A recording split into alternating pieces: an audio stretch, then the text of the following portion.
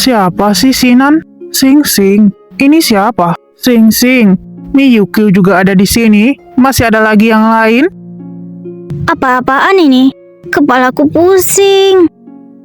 Oh, Nanfai, Xiaoqiu datang untuk menyapa. Ada juga adik kecil yang baru aku kenal belakangan ini.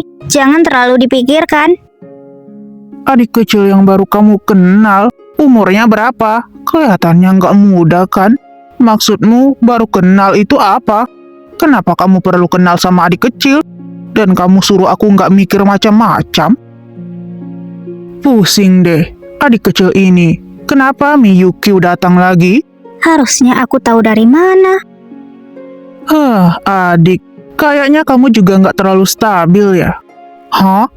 Toh, Sing Sing itu kan cewek yang menarik. Sekarang, kayaknya bukan soal aku nggak seganteng kamu. Tapi sebenarnya, Sing Sing itu tipe ceweknya bukan seperti aku.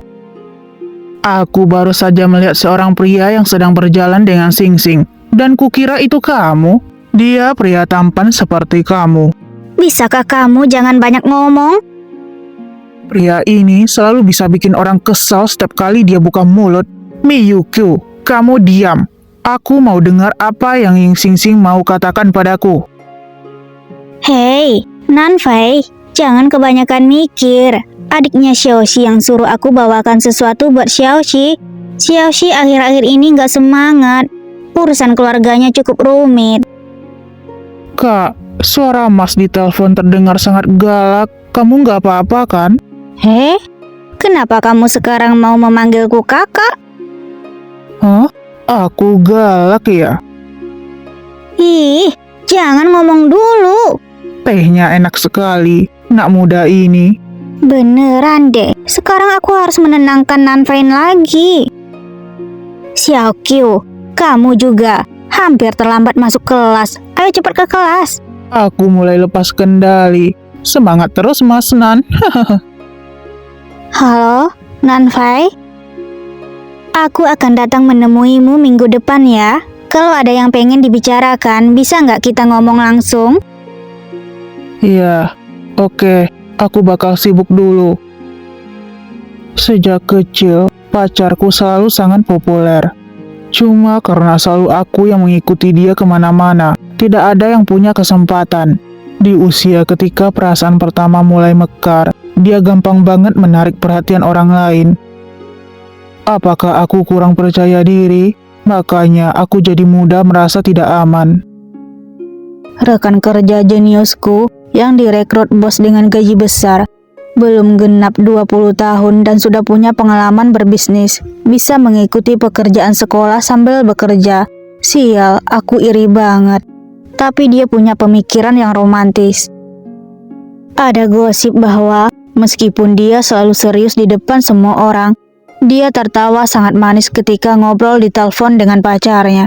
Pasti gosip itu tidak benar. Kenapa dia kelihatan murung setelah telepon?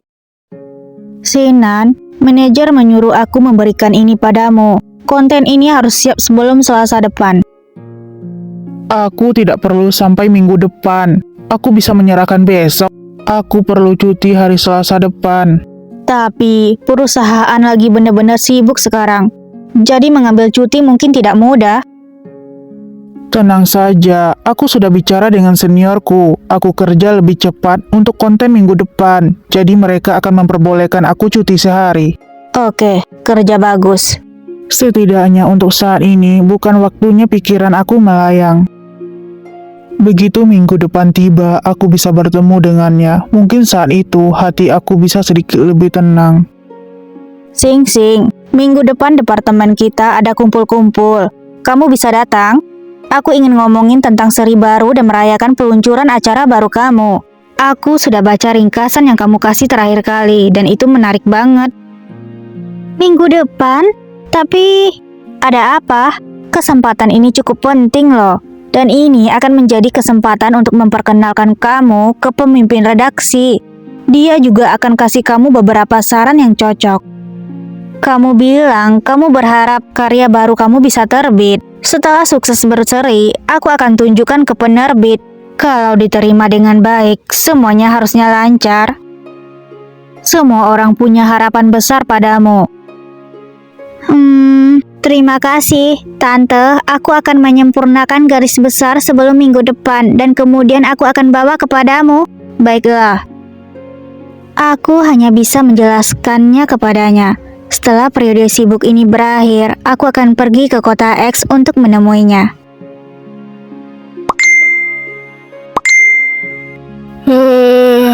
Selesai. Sekarang aku bisa menghabiskan minggu depan bersama dia. Pesan belum dibaca dari Sing Sing. Ada yang ingin aku katakan padamu, Nanfai. Mungkin aku tidak bisa datang untuk menemuimu minggu depan. Departemen editor ingin membahas seri baru dengan aku. Maafkan aku. Apakah tidak apa-apa kalau aku mengunjungimu setelah aku menyelesaikan pekerjaanku? Sejak kita berpisah, kita selalu sibuk. Sibuk sampai kita hanya bisa melakukan satu panggilan telepon panjang per minggu. Sibuk sampai pesan sehari-hari kita hanya beberapa kata. Panggilan telepon terakhir yang aku lakukan, ada pria lain di sisinya. Tentu saja, pekerjaanmu itu yang paling penting. Jangan khawatir. Cobalah untuk tidur lebih awal, jangan begadang terus. Terus memikirkannya, hari Selasa itu aku berencana untuk memeluk kamu dan menonton karya perdana kamu bersama-sama. Pergi ke restoran yang sudah aku pesan dan makan malam dengan lilin menyala, membawamu untuk melihat pemandangan sungai yang istimewa di sini. Memelukmu di malam hari dan membicarakan semua hal yang kita lewatkan beberapa bulan ini. Walaupun hanya untuk 1 hari, asalkan aku bisa melihatnya, itu sudah cukup. Beberapa hari kemudian, Sing Sing bertemu dengan pemimpin redaksi. halo, senang sekali bertemu denganmu. Aku merindukannya. Apakah pertemuannya sudah berakhir? Tapi hari itu, tidak peduli berapa kali aku menekan tombol kepala kucing, tidak ada respon. Belakangan ini jadi tidak tenang. Kudengar perang bisa merebak ke utara dari selatan. Haruskah kita segera mengungsi? Mengungsi dan pergi kemana? Berapa harganya ikan ini? 6 koin. Bagaimana kalau 4 koin? Itu benar-benar semua yang aku punya. Ambil. Gadis itu sebenarnya telah tumbuh dewasa. Orang tuanya mati dalam perang, melarikan diri dari kelaparan. Kupikir dia juga tidak akan bertahan. Dia gadis yang tinggal di rumah kayu rusak di tepi laut itu ya. Tidak terlihat sebelumnya, tapi gadis itu tumbuh jadi cukup cantik. Apa sekarang mata kamu tertuju padanya? Hah?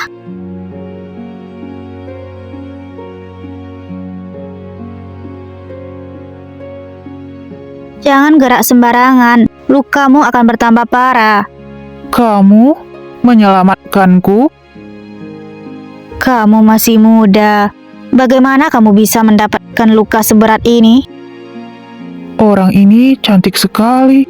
Maaf merepotkanmu. Aku punya kondisi tubuh yang baik. Aku akan cepat pulih. Nggak masalah. Jarang ada yang ngobrol sama aku di hari biasa. Senang ada orang hidup di sekitar. Kenapa kamu nggak lari? Bakal ada perang. Aku lihat desa-desa sekitar udah siap-siap pindah.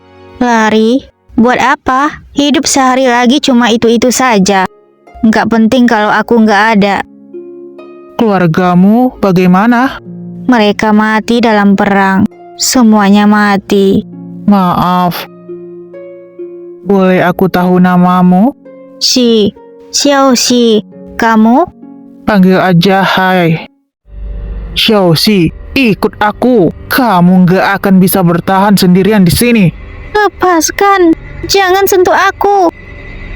Kenapa kamu keras kepala? Kalau tinggal di sini, kamu bisa mati. Lepaskan aku. Hah? Tanganku.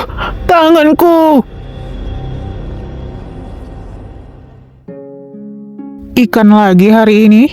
Iya, di sini cuma ada ikan. Ya ampun, kamu gimana bisa bertahan hari-hari kayak gini? Pernah coba bebek panggang?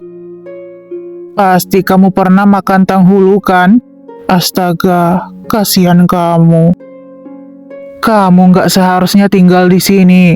Kalau perang udah selesai, yuk tinggal bareng aku di utara.